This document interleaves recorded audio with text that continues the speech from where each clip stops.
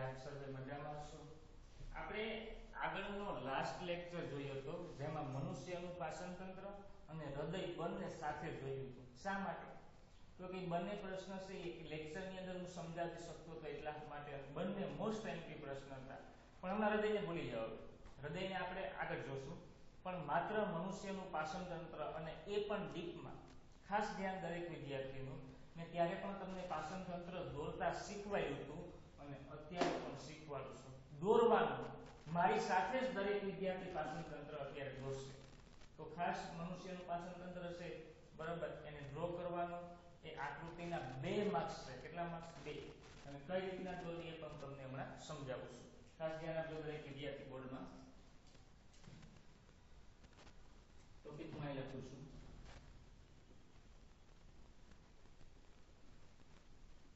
મનુષ્યનું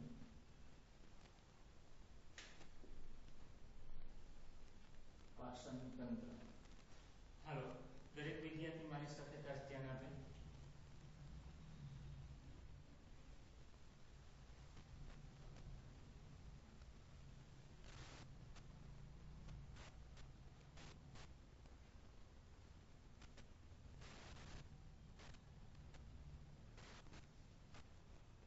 બધા મારી સાથે દોરજો.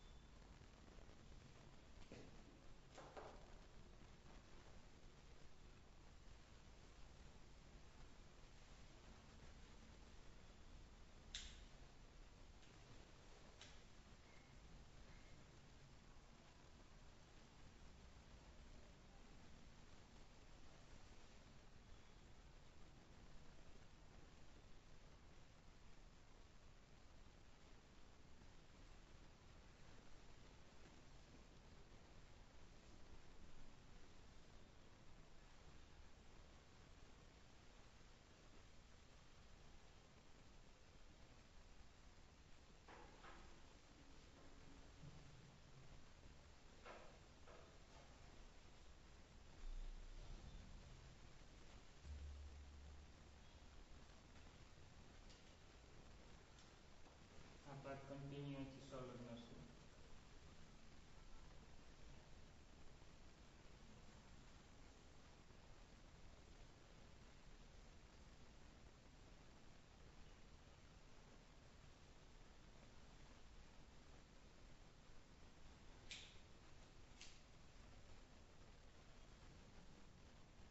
આજે હું દોરું છું તેમને રસાયણ પૂરો કહેવાય. હવે પેન્સિલથી બધાને કન્ટિન્યુ એટલો ભાગ છે કાઢી નાખે. અહીંયા એક સ્વાદુ પેન દોરું છું.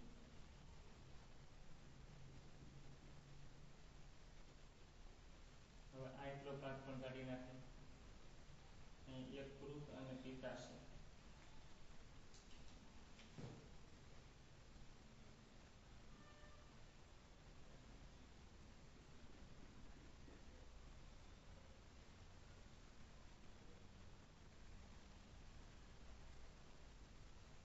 રેડી? તમારે એટલો ભાગ તો કન્ટિન્યુ એક્ઝામમાં બતાવવો જ પડશે. એટલો ભાગ તમારે એક્ઝામમાં બતાવવો પડશે. હવે તમે કહો તો માણસને બનાવી દો. જો માણસ કઈ રીતના બનાવવો.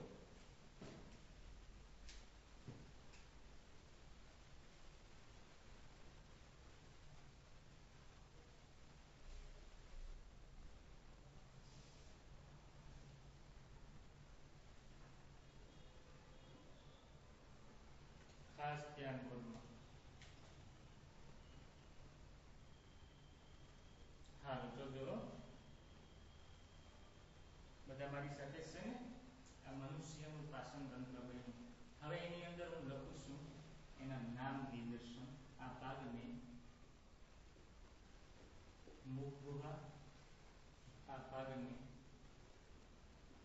અન્નળી, આ ભાગને જઠર, આ ભાગને સ્વાદુપિંડ, આ ભાગ છે યકૃત, આ પિત્તાશય, આ ભાગનું નામ નાનું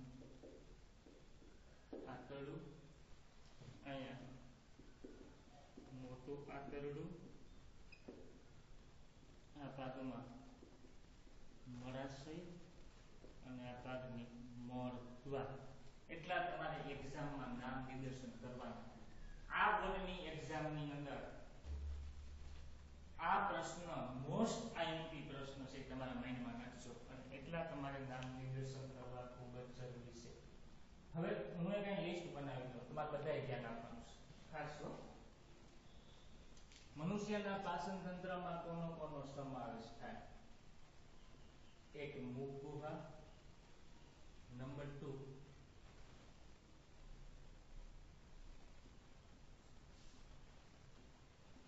અન્નળી,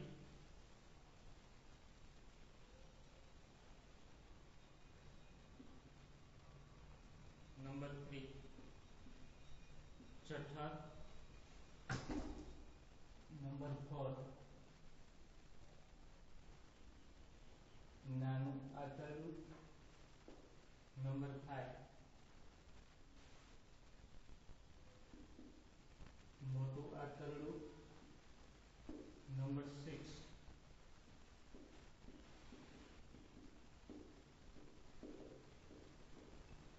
મળાશય અને મળદ્વાર.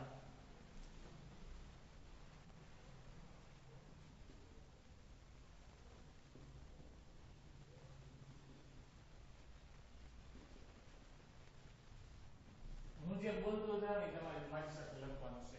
હું અમુક ટોપિક લખી શકીશ, બાકી આપણે બોર્ડમાં જગ્યા નથી. અમુક ટોપિક મેઇન છે લખી શકીશ, બાકી તમારે આખું લખવાનું છે.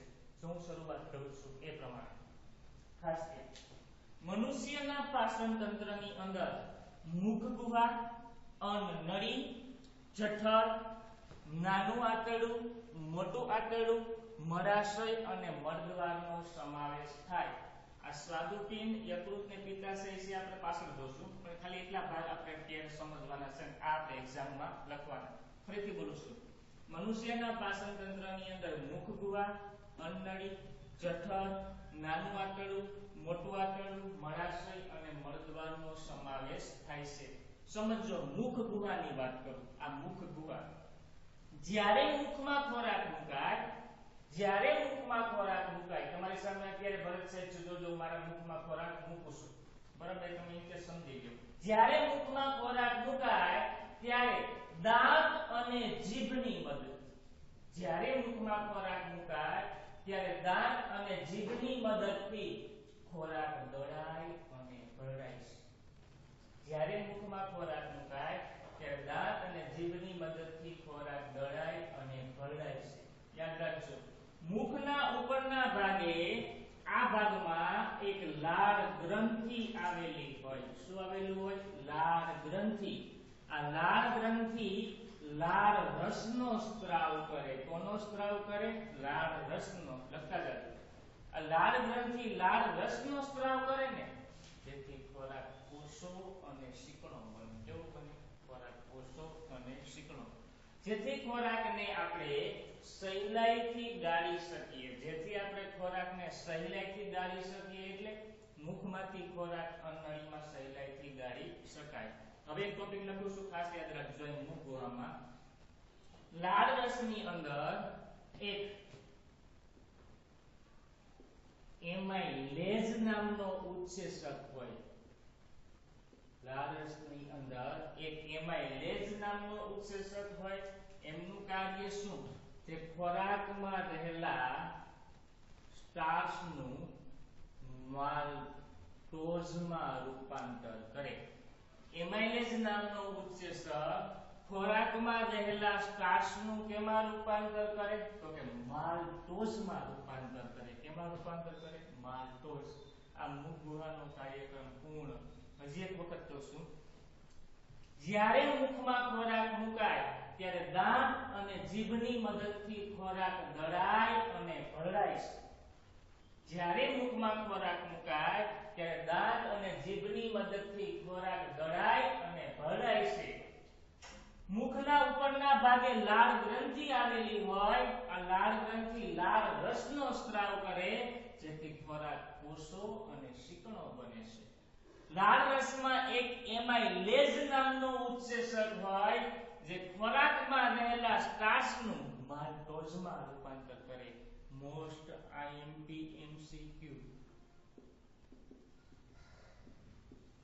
લાળ રસમાં રહેલો એમાઇલેઝ નામનો ઉત્સેચક જે ખોરાકમાં રહેલા સ્ટાર્ચનું રૂપાંતર કેમાં કરે? માલ્ટોઝમાં. હવે મુખ ગુહામાં ખોરાક તૈયાર થઈ ગયો. આ મુખ ગુહામાંથી ખોરાક ક્યાં આવે? તો કે અન્નનળીમાં આવે. ક્યાં આવે? તો કે અન્નનળી. અન્નનળી છે એ નલિકામય રચના છે. યાદ આપજો, અન્નનળી નલિકામય રચના છે. શા માટે અન્નનળી નલિકામય રચના છે? તો કે અન્નનળીનું કાર્ય એ મુખમાંથી ખોરાકને ક્યાં લઈ જવું? તો કે મુખમાંથી ખોરાકને જઠરમાં લઈ જવા માટે અન્નનળી છે મહત્વનો ભાગ ભજવે. એટલે કે મુખમાંથી ખોરાકને ક્યાં લઈ જાય? તો કે જઠરમાં. મુખમાંથી ખોરાકને જઠરમાં કોણ લઈ જાય? તો કે અન્નનળી. અન્નનળી નલિકામય રચના છે. અન્નનળીનું મુખ્ય કાર્ય મુખમાંથી ખોરાકને જઠરમાં લઈ જવાનું કાર્ય છે. હાલ મુખ ગુહા અને અન્નનળીનો કાર્યક્રમ છે એ પૂર્ણ. હવે મુખ ગુહામાંથી અન્નનળીમાં ખોરાક આવે તો અન્નનળીમાંથી ખોરાક ક્યાં આવે? તો કે જઠરમાં આવે. યાદ રાખજો ખાસ મિત્રો, જઠર છે આ જઠરનો આકાર જે જેવો છે. જઠરનો આકાર કેવો છે? તો કે જે જેવો. જઠર ક્યાં આવેલું હોય? તો કે જઠર છે એ ઉદર ગુહામાં આવેલું છે. જઠર ક્યાં આવેલું છે? તો કે જઠર છે ઉદર ગુહામાં આવેલું છે. ક્યાં આવેલું છે? ઉદર ગુહામાં. ખાસ યાદ રાખજો, જઠરની અંદર 3 ગ્રંથિ આવેલી હોય. એક મંદ HCl, નંબર 2 પેપ્સિનોજન અને નંબર 3 શ્લેષ્મા. આ ત્રણેય ગ્રંથિનું કાર્ય શું? મંદ HCl એટલે કે મંદ હાઇડ્રોક્લોરિક એસિડ, પેપ્સિનોજન અને શ્લેષ્મા. આ ત્રણેયનું કાર્ય શું? તો કે તે હાનિકારક દ્રવ્યનો નાશ કરે છે. આ ત્રણેયનું કાર્ય શું? તો કે તે હાનિકારક દ્રવ્યનો નાશ કરે. કોનો નાશ કરે? તો કે હાનિકારક દ્રવ્યનો નાશ કરે છે. પહેલેથી કહું છું, જઠર કેવા આકારનું હોય? જે આકારનું. જઠર ક્યાં આવેલું હોય? તો કે ઉદર ગુહામાં. અને હા, એક અગત્યનો ટોપિક, જઠરમાં ખોરાક કેટલો સમય રહે? તો કે જઠરમાં ખોરાક સમય 4 થી 5 કલાક.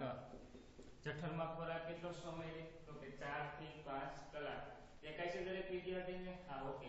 જઠરમાં ખોરાક કેટલો સમય રહે? તો કે 4 થી 5 કલાક. હવે જઠરની અંદર ખોરાકનું સંપૂર્ણ પાચન થતું નથી. જો જઠરની અંદર ખોરાકનું સંપૂર્ણ પાચન ન થાય તો જઠરમાંથી ખોરાક ક્યાં જાય? તો કે જઠરમાંથી ખોરાક આવે નાના આંતરડામાં આવે. ક્યાં આવી જાય? તો કે નાના આંતરડામાં. ખાસ યાદ રાખજો, આ નાનું આંતરડું. નાના આંતરડાની લંબાઈ કેટલી હોય? માં લખી આપું છું. નાના આંતરડાની લંબાઈ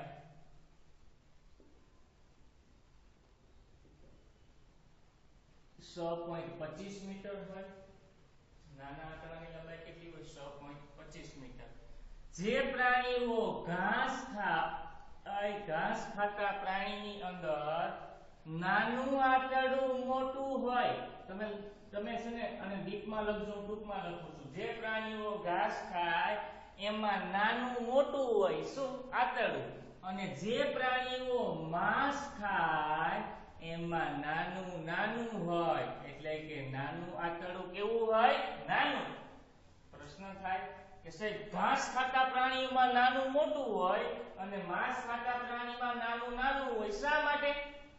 તો કે જે પ્રાણીઓ ઘાસ ખાય એમાં નાનું આંતરડું મોટું એટલા માટે હોય તો કે ઘાસમાં એક સેલ્યુલોઝ નામનો પદાર્થ હોય.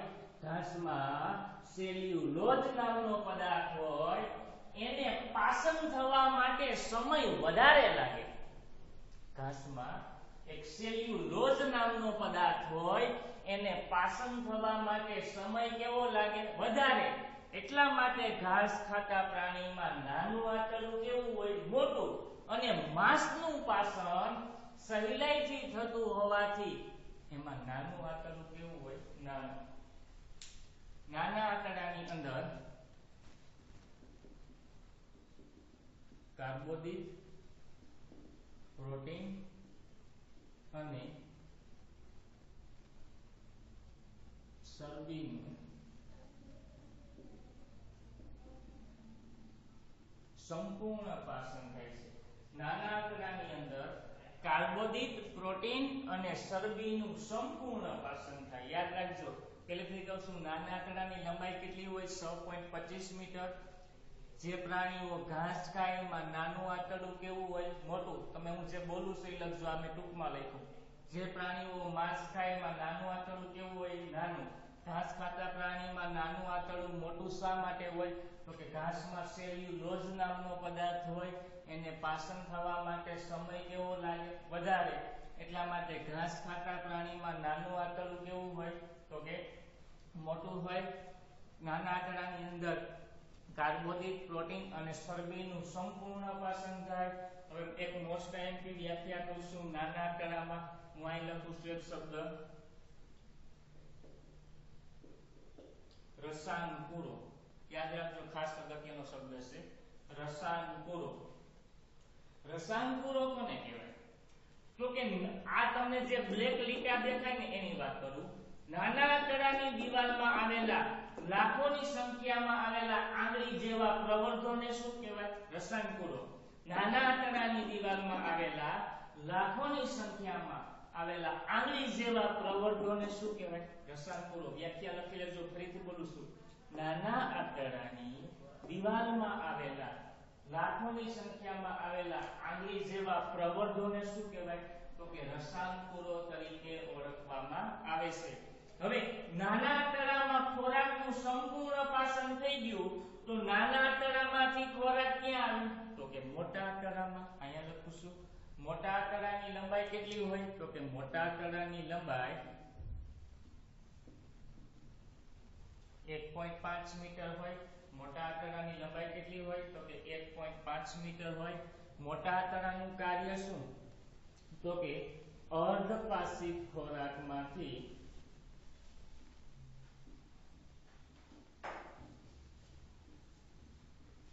પાણી અને ક્ષારોનું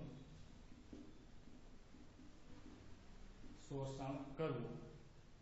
મોટા આંતરડાની લંબાઈ કેટલી હોય? તો કે 1.5 મીટર. અર્ધપાચિત ખોરાકમાંથી પાણી અને ક્ષારોનું શું કરે? તો કે શોષણ કરે.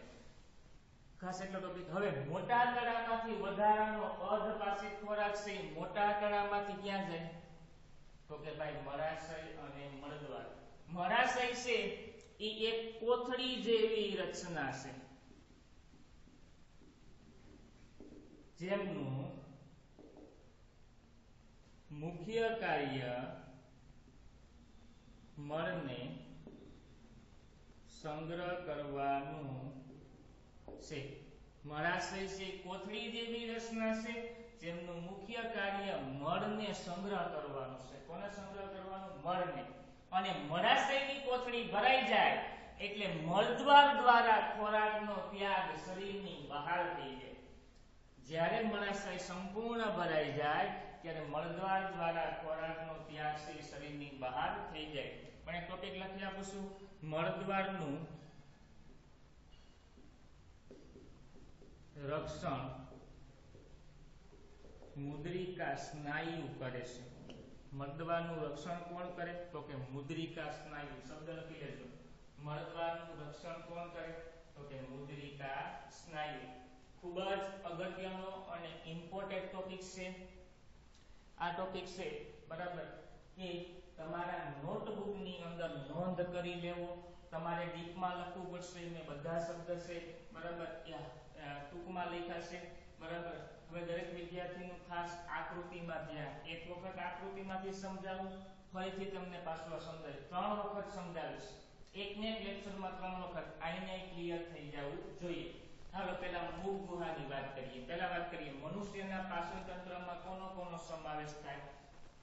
તો કે મુખ ગુહા, અન્નળી, જઠર, નાનું આંતરડું, મોટું આંતરડું, મળાશય અને મર્દવારનો સમાવેશ થાય. જ્યારે મુખમાં ખોરાક મુકાય ત્યારે દાંત અને જીભની મદદથી ખોરાક ગળાય અને ભરડાય છે.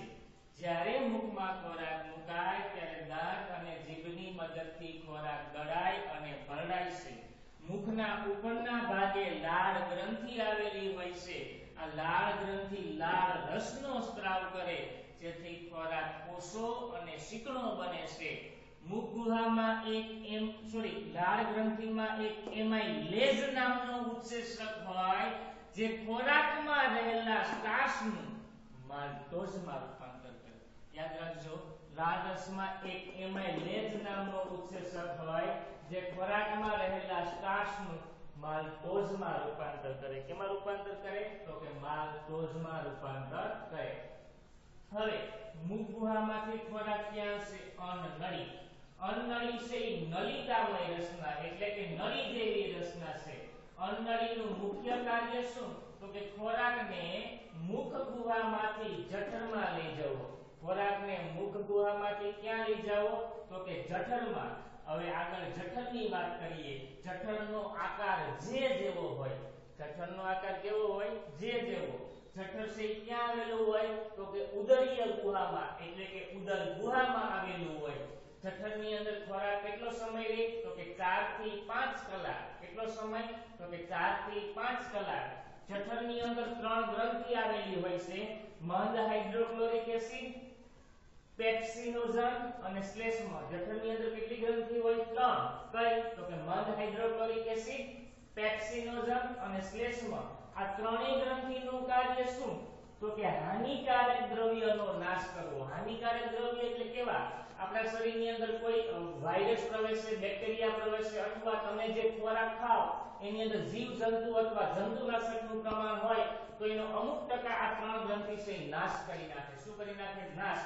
હવે જઠરની અંદર ખોરાકનું સંપૂર્ણ પાચન થતું નથી એટલે જઠરમાંથી ખોરાક ક્યાં આવે? નાના આંતરડામાં. નાના આંતરડાની લંબાઈ કેટલી હોય? તો કે 6.25 મીટર.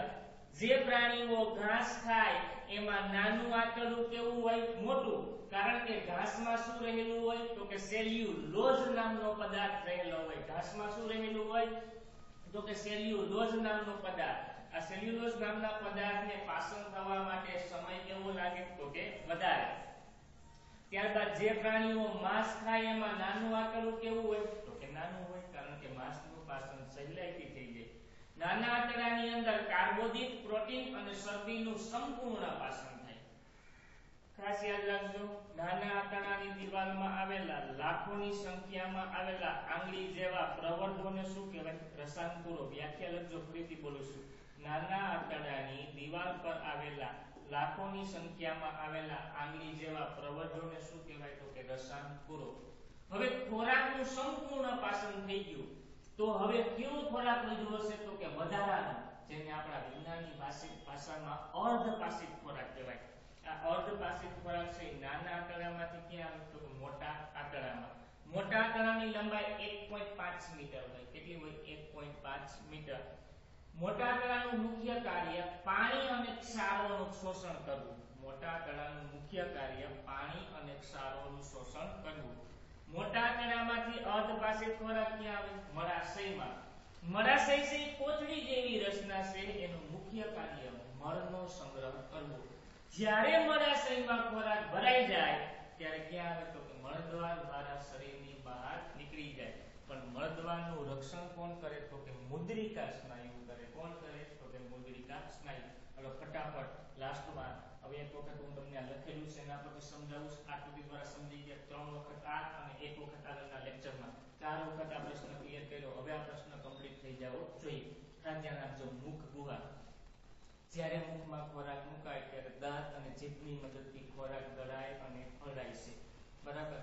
મુખ ગુહામાં લાળ ગ્રંથિ આવેલી હોય. લાળ ગ્રંથિ લાળ રસનો સ્ત્રાવ કરે જેથી ખોરાક કેવો બને? તો કે પોષો અને ચીકણો. લાળ રસમાં એક એમાઇલેઝ નામનો ઉત્સેચક હોય જે ખોરાકમાં રહેલા સ્ટાર્ચનું કેમાં રૂપાંતર કરે તો કે માલ્ટોઝમાં રૂપાંતર કરે. મુખ ગુહામાંથી ખોરાક ક્યાં આવે? અન્નળીમાં. અન્નળી નલિકામય રચના છે. અન્નળીનું મુખ્ય કાર્ય ખોરાકને મુખમાંથી ક્યાં લઈ જવું તો કે જઠરમાં. અન્નળીમાંથી ખોરાક ક્યાં આવ્યો? જઠર. જઠરનો આકાર કેવો હોય તો કે જે આકારનો. ક્યાં આવેલું હોય તો કે ઉદર ગુહામાં. ખોરાક કેટલો સમય રહે તો કે 4 થી 5 કલાક.